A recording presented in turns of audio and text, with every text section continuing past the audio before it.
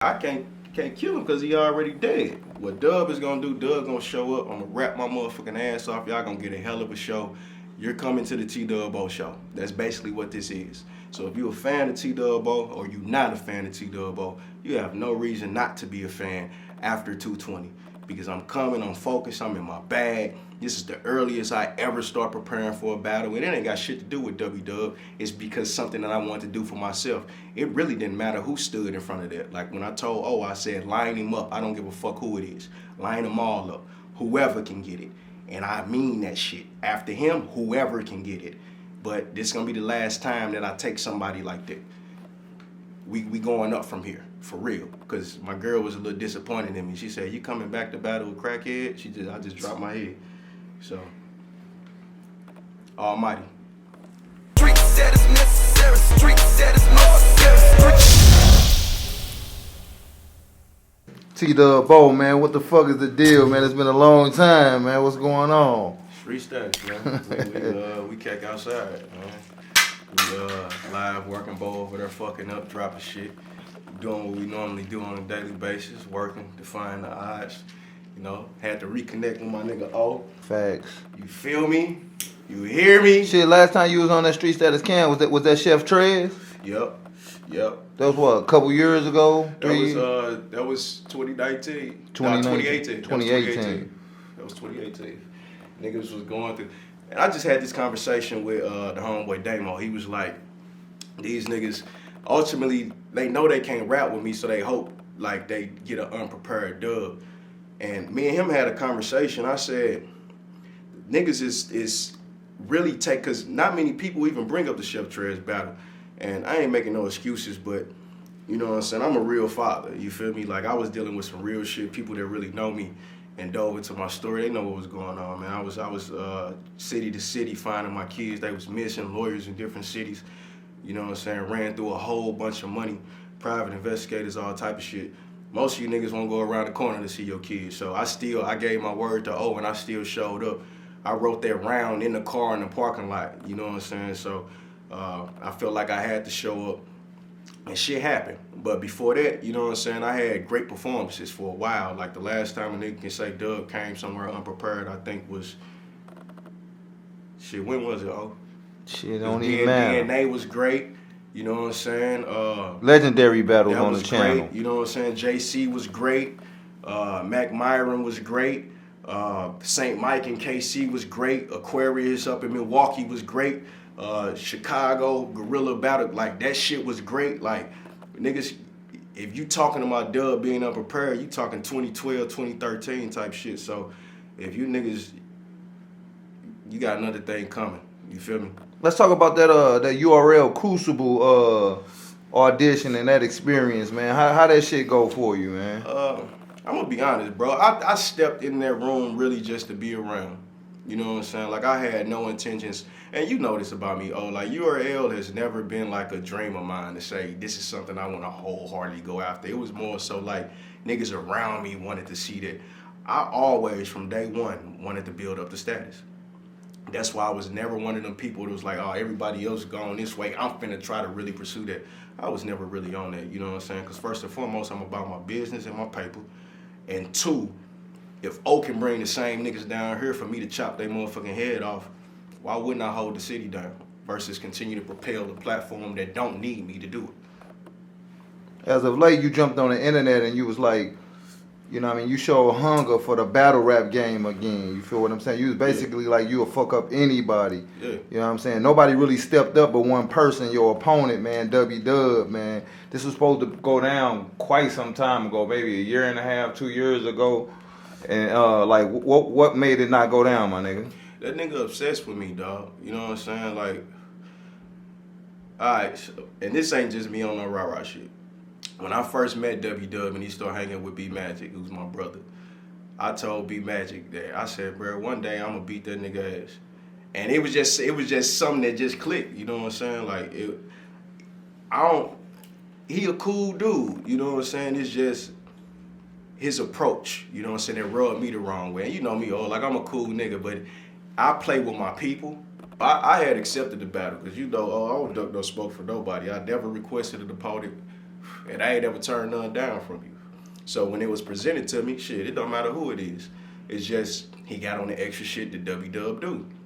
And it went from him, I felt like it went from promoting the battle to you talking to me in a format that I ain't letting nobody talk to me. Like, I don't let police talk to me like this. Everybody know this. Police, military, regular niggas walking the street. I don't let nobody talk to me in this fashion.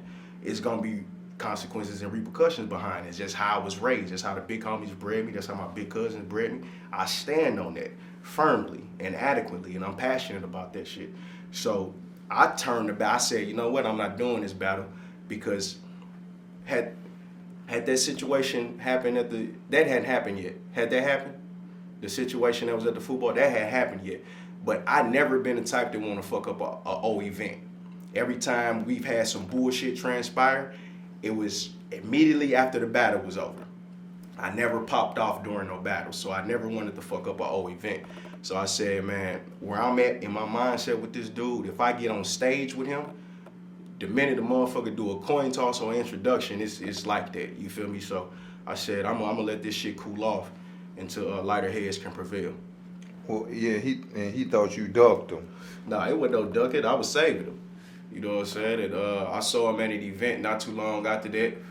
And I think one of the homies had a conversation with him. He came over and apologized and shook my hand. He knew he got out of line. You know what I'm saying? There's certain things you play with certain niggas about, and there's certain things you don't play with certain type of niggas about. You feel me? So that's what that was.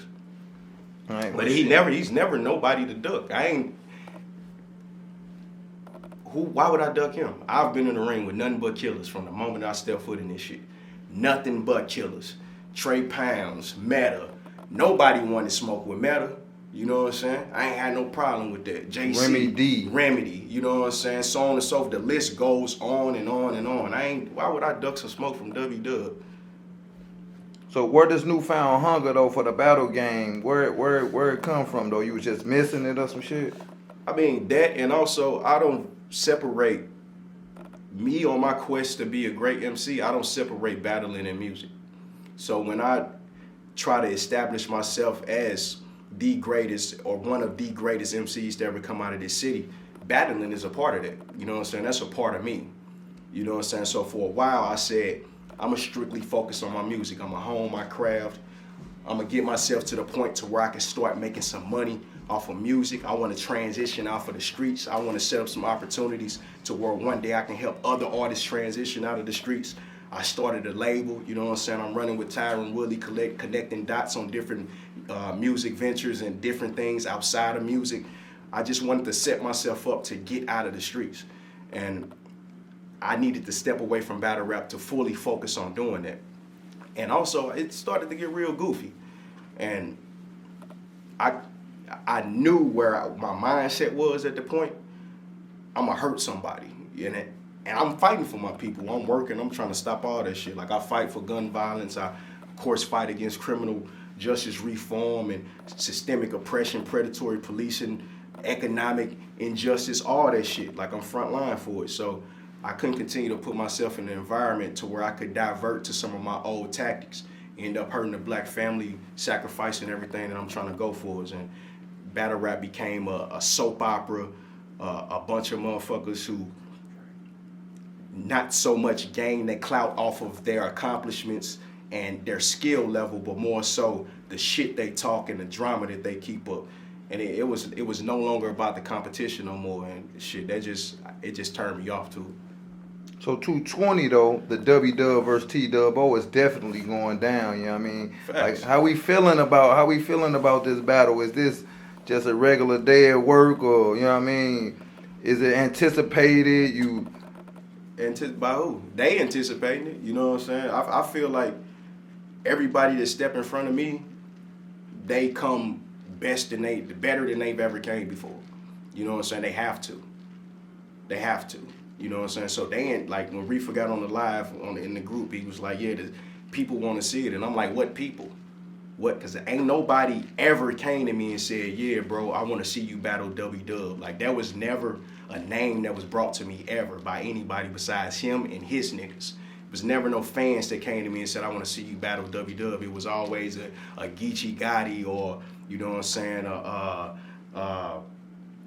Tay Rock, Holla, shit like that. You know what I'm saying? Like, I think it's more of the just the friction. Motherfuckers know that you and Dubby have, you know, some type of friction or whatever, so it's more like a storyline to go to it. So that's maybe why he said, you know, the people want to see that or whatever. I wouldn't even say that, because if that's the case, Dubby got friction with everybody. You know what I'm saying? Why they ain't saying why motherfuckers ain't say he should battle B Magic or any of the countless other motherfuckers he done had arguments or disagreements with. You feel me? So I think it's more so like they view T-Dubb, no matter what come out their mouth, no matter what they come out their mouth, nationally and internationally, T-Dubb is still one of them faces of street status. You know what I'm saying? And I still have a spot that has yet to be occupied. I did some shit with street status that none of these niggas has ever done, and I think that's what they want.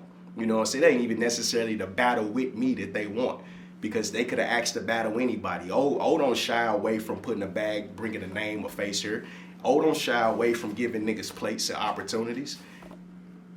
They want what I have, whatever the fuck they think that is. You know what I'm saying? So, and it's the same. It's funny because it's the same niggas that see me at events, shake my hand, laugh, giggle, kick fires, and tell lies. And I hear shit. Things go through the motherfucking rumor mill and all that shit, man. That shit, one ear and out the motherfucking other. You feel me? So, just know these niggas gonna be in for a long night. I hope they done form together like Voltron, and they getting their shit together. And I say they highly, they, cause he needs help. He better have help. And I know they helping him, and it's still not enough.